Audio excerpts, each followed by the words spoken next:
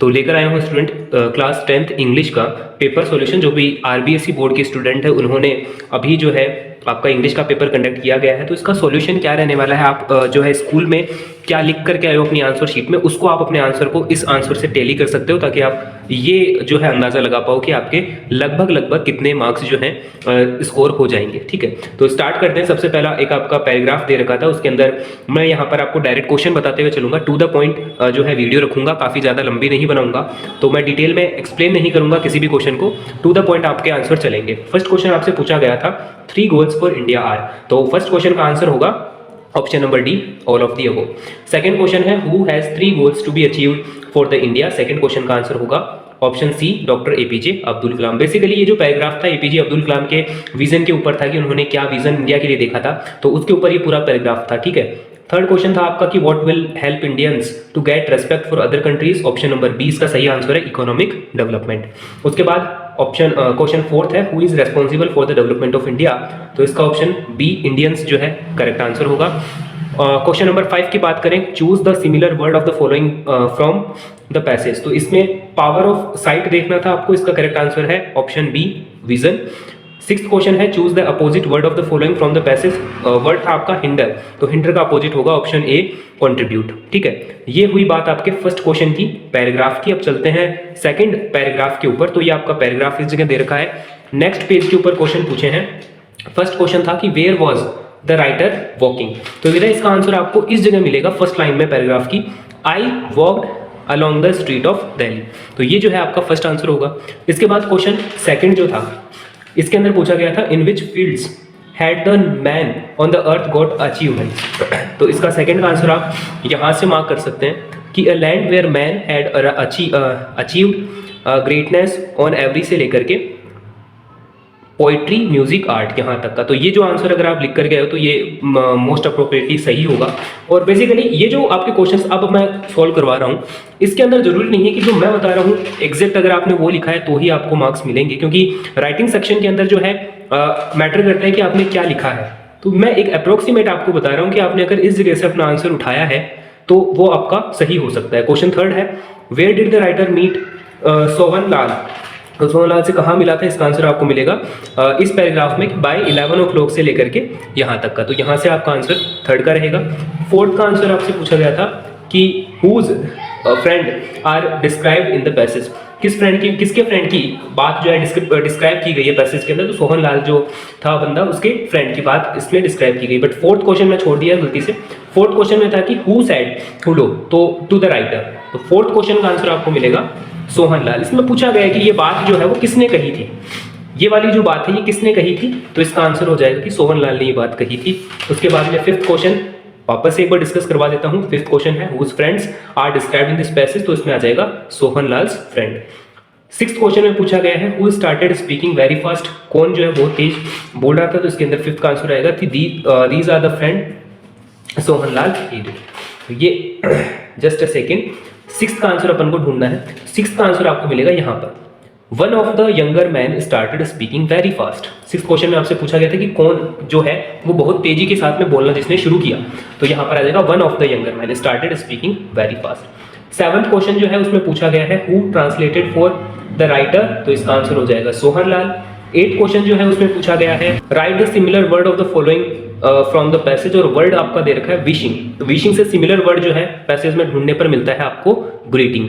और जो last question है उसमें आपको अपोजिट वर्ड ढूंढना है स्टॉप्ड का, तो स्टॉप्ड का अपोजिट वर्ड हो जाएगा स्टार्टेड। तो ये दोनों जो है आपके पैराग्राफ हमने डिस्कस कर लिए, सेक्शन ए कंप्लीट हो गया। सेक्शन बी जो है ये बेटा राइटिंग सेक्शन है, और आप भी जानते हो कि इसके अंदर आपने क्या लिखा है ये केवल आप ही जानते हो, और वो एग्जामिनर जो है उस पर डिपेंड रहेगा कि आपने जो लिखा है उसके वो कितने नंबर देगा, तो मैं इसको डिस्कस कर भी नहीं सकता। आपको ये जो सेक्शन है वो मैं स्किप करवाने वाला हूँ। इसके बाद में अपन चलते हैं सेक्शन सी ग्रामर के ऊपर, तो यहाँ से हम वापस से डिस्कस करेंगे। देखो फर्स्ट क्वेश्चन आपसे पूछा है कि the train blank reach the station before I reach the there, तो इसका सही आंसर होता हैड रीच्ड। अगर आपने ये सही करा है तो ग्रामेटिकली ये जो आंसर होगा हैड रीच्ड, ये ठीक होगा, आपका आंसर सही है। सेकंड क्वेश्चन में आएगा आपका वर्शिप्स, एस लगाना है तो वर्शिप्स आएगा और स्टेटमेंट बन जाएगा my mother always worships god in the morning. ठीक है, थर्ड आंसर जो है उसके अंदर आएगा has arrived, he has arrived at his destination by now. और फोर्थ क्वेश्चन जो है उसके अंदर आएगा आपका लर्न, तो I learn English since last year. ठीक है, तो ये आपके ग्रामर वाले 6th क्वेश्चन का जो है सॉल्यूशन है। इसके बाद में चलते हैं 7th क्वेश्चन पे। इसके अंदर आपको सेंटेंस को इनडायरेक्ट स्पीच के अंदर चेंज करना था। तो 6th क्वेश्चन के अंदर आपका फर्स्ट क्वेश्चन जो है, the teacher said to the student you are good students. तो इसका आंसर मैंने ऊपर लिख रखा है, the teacher told the students that they were good students. अगर आपने ये लिखा है तो आपका आंसर बिल्कुल ठीक है। ठीक है, तो यहाँ से आप टैली करते हुए चलो। सेकंड क्वेश्चन इसी में पूछ रखा है आपको कि he said to me did you read newspaper before going to school. तो इसका इनडायरेक्ट स्पीच में चेंज करने पर स्टेटमेंट बन जाएगा, he asked me if whatever I read newspaper before going to school. तो यहाँ से अगर आपने ये लिखा है, आपको याद है अगर कि आपने क्या लिखा है, तो इसको मैच कर लो, आपके 2 नंबर जो है इसमें भी आपके श्योर हो जाएंगे। उसके बाद में हम चलते हैं fill in the blanks with a verb in agreement with respect to its subject. तो इसमें फर्स्ट का आंसर होगा बेटा जी आपका गोज, और स्टेटमेंट बनेगा Harry with his friends goes for a walk daily. और सेकंड जो क्वेश्चन है उसमें आपका सही आंसर आएगा वॉज, और स्टेटमेंट बनेगा among all the students he was different in his opinions. ठीक है, अब चलते हैं हम 9th क्वेश्चन पे। 9th क्वेश्चन में आपको सेंटेंस को चेंज करना था पैसिव वॉइस के अंदर। फर्स्ट का आंसर, फर्स्ट क्वेश्चन में आपको डू इट दे रखा है, तो यहाँ पर मोस्ट प्रोबेबली 2 आंसर आपके हो सकते हैं सही। एक तो अगर आप लिख करके आए हो लेट इट बी डन, ठीक है, अगर आप ये स्टेटमेंट लिख के आए हो लेट इट बी डन तो भी आपका ठीक है। या फिर अगर किसी बच्चे ने दिस मस्ट बी डन लिखा है तो बेटा ये भी आपका ठीक होगा। कि ग्रामेटिकली दोनों स्टेटमेंट जो है वो यहाँ पर सही कंसीडर किए जाएंगे। सेकंड जो पार्ट है इसका, उसमें पूछा है my mother gave me a beautiful gift. इसको पैसिव वॉइस में चेंज करेंगे तो स्टेटमेंट बनेगा आपका a beautiful gift was given me by my mother. ठीक है, तो ये आपके हो गए 9th क्वेश्चन के आंसर। फिर चलते हैं 10th क्वेश्चन पे। फर्स्ट पार्ट है god examine all, who examines all. ठीक है, तो ये आंसर आपको लिखना था हु एग्जामाइंस। अगर ये सही है, मतलब ये अगर आपने लिख कर गए हो तो आपका आंसर ठीक है। सेकंड क्वेश्चन जो है ये बेटा थोड़ा सा कंट्रोवर्शियल है, क्योंकि इसमें मैं श्योर नहीं हूं, मेरी टीम श्योर नहीं है कि इसका आंसर यही है। हमारे अकॉर्डिंग यहाँ पर डू दे जो है वो सही लग रहा है, बट इसमें जो है इसका आंसर अगर आपको किसी और वीडियो से या फिर आपके स्कूल में अगर ये पेपर डिस्कस करवाया जा रहा है वहां से अगर आपको पता चलता है या आप किसी अलग आंसर को सही मानते हो तो इसका आपको कमेंट बॉक्स के अंदर इसका सही आंसर आपको मेंशन करना है। हम वहां पर जो है डिस्कस कर लेंगे। और इसमें जो भी मैं आपको आंसर बता रहा हूँ उसमें किसी भी क्वेश्चन पर अगर आपको ये लग रहा है कि नहीं इसका ये नहीं, दूसरा आंसर सही होना चाहिए, तो आप कमेंट बॉक्स के अंदर वो मेंशन कर सकते हैं। वहां पर हमारी बात पूरी डिस्कस कर लेंगे।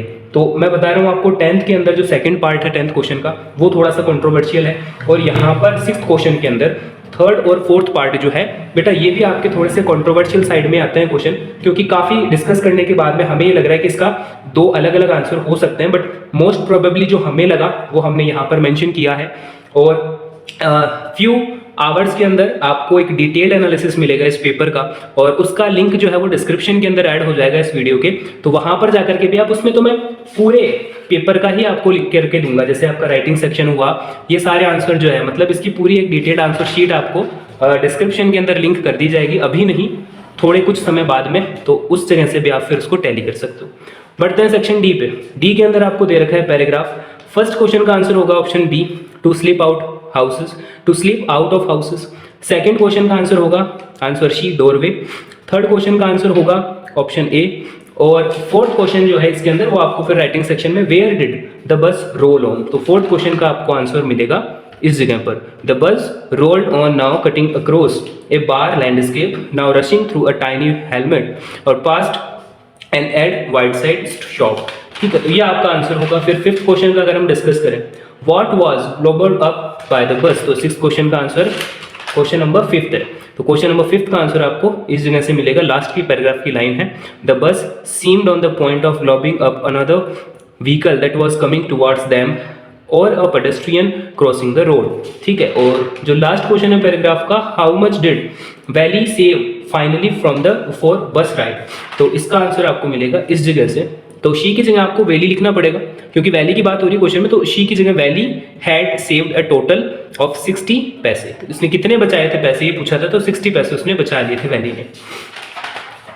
अब अगर कोई बच्चा पहले वाले को छोड़ करके इसका आंसर अगर आपको लिख करके आया, क्योंकि और में दे रखा है आपको, तो बच्चा हो सकता है कि किसी बच्चे ने ये वाला करा हो। इसके आंसर भी सुन लो। क्वेश्चन नंबर 1 जो फर्स्ट है ऑप्शन डी होगा, बोथ ए एंड सी, सही आंसर होगा इसका। सेकंड में where did the pilot lose himself, इसका आंसर होगा option number A in storm. Third question है what was seen by the pilot, pilot के द्वारा क्या देखा गया, तो ऑप्शन सी है एरोप्लेन देखा गया। फोर्थ क्वेश्चन है व्हाट डिड अनदर पर्सन से, दूसरे आदमी ने क्या कहा था, तो यहां से क्वेश्चन आंसर बन जाएगा इसका कि द अनदर पर्सन से सेड फॉलो मी। फिर से एक बार रीड कर देता हूं, the another person said follow मी। तो दूसरे बंदे जो थे उसने ये बात कही थी, ये स्टेटमेंट जो है ये आपको बताना था कि दूसरे आदमी ने क्या कहा, तो ये पैराग्राफ से उठा करके बनाया हुआ आंसर है कि the another person said follow me. Fifth question है what was the name of the aeroplane of the pilot, उस पायलट का क्या नाम था एरोप्लेन के पायलट का, तो यहां पर आ जाएगा the name of the aeroplane of the pilot was Dakota. ठीक है, और जो लास्ट क्वेश्चन है what is the similar word of the following passage, word आपको दे रखा है सफिशिएंट, तो सफिशिएंट का आपको सिमिलर वर्ड पैराग्राफ में मिलेगा इनफ। तो ये हो गया आपका क्वेश्चन नंबर 11 पूरा डिस्कस। अब क्वेश्चन नंबर 12 जो है 12, 13, 14 ये आपके टेक्स्ट बुक के क्वेश्चंस हैं, इसको मैं अभी डिस्कस नहीं करवाऊंगा क्योंकि आप जो लिख करके आए हो वो मैटर करेगा कि आपका एग्जामिनर जो है जो कॉपी चेक करेगा, वो कॉपी चेक करते टाइम किस मूड में होगा, क्या नंबर आपको देगा। हम डिस्कस कर सकते हैं 19th क्वेश्चन क्योंकि ये एमसीक्यू फॉर्मेट में है। फर्स्ट क्वेश्चन है हु वाज सीक्रेट एजेंट, कौन था सीक्रेट एजेंट, तो यहां पर आ जाएगा option C both A and B. Second का आंसर होगा how old was Anil, Anil कितने साल का था, तो इसका आंसर होगा 25 ईयर्स। और थर्ड क्वेश्चन जो है what was the name of the dog that Mrs, ये वाला भी क्वेश्चन आपके टेक्स्ट बुक का ये, तो इसका आंसर होगा आपका ऑप्शन सी। उसके बाद में पेपर खत्म है। तो ये बेटा आपका पूरा डिटेल वीडियो है, अगर आप सही मानते हो इसे तो कमेंट में मेंशन कर सकते हो, किसी क्वेश्चन का आंसर आपको गलत लग रहा है तो वो भी कमेंट में मेंशन कर सकते हो, उसके ऊपर हम डिस्कशन कर लेंगे। ठीक है, बट बिफोर आप स्किप करो वीडियो को, चैनल को सब्सक्राइब जरूर कर देना क्योंकि आने वाले सभी पेपर के आंसर आपको इस चैनल पर मिलेंगे, जितना जल्दी हो सकेगा उतना जल्दी। Thank you.